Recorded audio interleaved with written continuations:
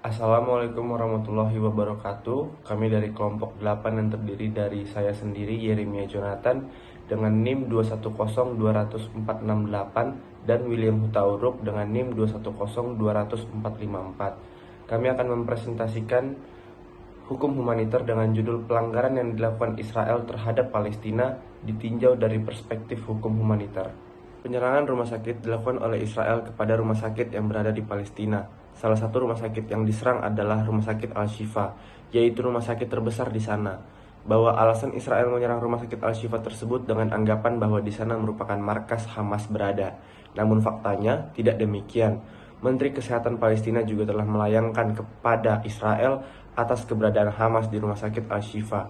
Selain itu, tercatat bahwa akibat dari peperangan dalam hal ini adalah serangan Israel menyebabkan 36 fasilitas kesehatan, termasuk 22 rumah sakit mengalami kerusakan sejak perang dimulai pada 7 Oktober.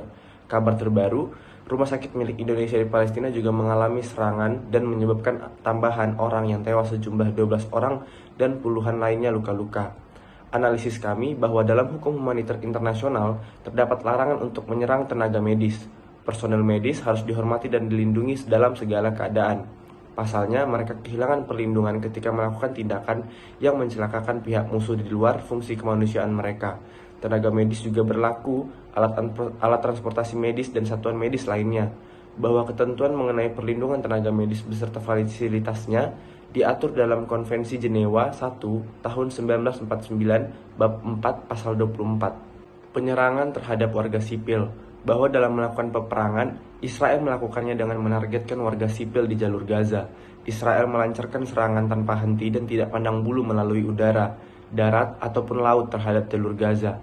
Atas serangan tersebut, menurut otoritas kesehatan Gaza, telah menewaskan kurang lebih dari 13.300 jiwa yang mencakup 5.600 anak dan 3.550 adalah perempuan, yang semuanya adalah warga sipil. Sementara pihak yang mengalami luka-luka sebanyak 31.000 atas serangan tersebut. Bahwa dalam melakukan serangan terhadap warga sipil, Israel melakukannya dengan melakukan pengeboman terhadap fasilitas sipil seperti masjid. Analisis kami bahwa dalam melakukan peperangan, para pihak-pihak yang terlibat konflik harus setiap saat membedakan antara objek dan sipil dan sasaran militer. Penyerangan hanya boleh diarahkan kepada sasaran militer saja. Penyerangan tersebut tidak boleh diarahkan kepada objek sipil. Bahwa ketentuan mengenai larangan melakukan penyerangan terhadap warga sipil telah diatur dalam Konvensi Jenewa 1949 beserta protokol tambahannya. Bahwa dalam hukum humaniter juga mengenal prinsip pembedaan, distinction principle, yang pada intinya menyatakan bahwa terdapat perbedaan antara penduduk suatu negara yang sedang berperang menjadi dua, yaitu kombatan dan penduduk sipil. Pada topik yang ketiga, yaitu melakukan blocking terhadap pasokan kebutuhan pokok hingga menyebabkan kelaparan bagi penduduk Palestina. Bahwa Israel telah melakukan blokade total terhadap jalur Gaza sejak tanggal 7 Oktober sehingga menyebabkan konvoi bantuan hampir tidak dapat masuk ke jalur Gaza. Bahwa atas blokade tersebut menyebabkan adanya ancaman kelaparan itu dipicunya hancurnya sistem pangan akibat serangan Israel. WFP mengungkapkan sejak awal konflik pada tanggal 7 Oktober 2023, hanya 10% dari pasokan pangan yang dibutuhkan masuk ke Gaza, wilayah berpendudukan sekitar 2,3 juta jiwa. Bahwa blokade tersebut menyebabkan Gaza menghadapi kesenjangan pangan yang besar dan kelaparan yang meluas karena hampir seluruh penduduk sangat membutuhkan bantuan pangan. Bahwa fenomena kelaparan tersebut merupakan strategi perang yang dikendaki oleh Israel. Analisis kami bahwa atas blokade yang dilakukan oleh Israel terhadap Palestina, maka merupakan bentuk pelanggaran terhadap hukum humaniter. Israel menjadikan blokade tersebut sebagai strategi untuk perang dengan Palestina, sehingga strategi tersebut menyebabkan kelaparan bagi penduduk sipil. Kelaparan semakin meluas dengan adanya serangan brutal tentara penjajah Israel, ditambah dengan adanya blokade. Kelaparan terjadi akibat rusaknya fasilitas sipil untuk memenuhi kebutuhan pangan. Fasilitas pertanian pun tidak dapat digunakan akibat serangan tersebut, sehingga dapat dikatakan bahwa Israel telah melakukan pelanggaran humaniter. Penyerangan terhadap fasilitas sipil seperti tempat ibadah, gedung sekolah, maupun gedung pemerintahan. Pelanggaran hukum humaniternya yaitu bahwa Israel telah melakukan serangan secara terus-menerus tanpa pandang bulu. Israel terus melakukan serangan terhadap fasilitas sipil seperti tempat ibadah, sekolah, maupun gedung pemerintahan. Serangan Israel di jalur Gaza telah menyebabkan kehancuran 47 masjid, merusak 3 gereja, 203 sekolah, serta 80 gedung pemerintahan.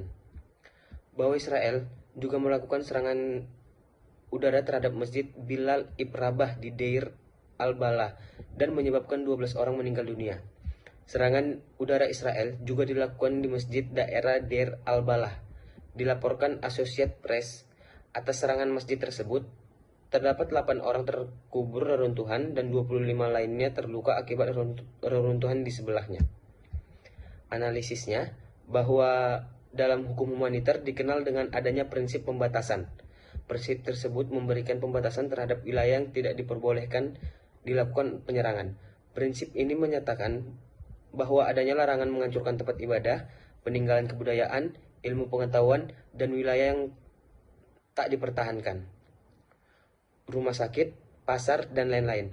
Bahwa penyerangan yang dilakukan oleh Israel atas tempat beribadah dan fasilitas umum selain melanggar ketentuan prinsip pembatasan, juga melanggar ketentuan 53 Protokol Tambahan 1, yang pada intinya adalah larangan untuk melakukan penyerangan atas bangunan budaya ataupun tempat beribadah.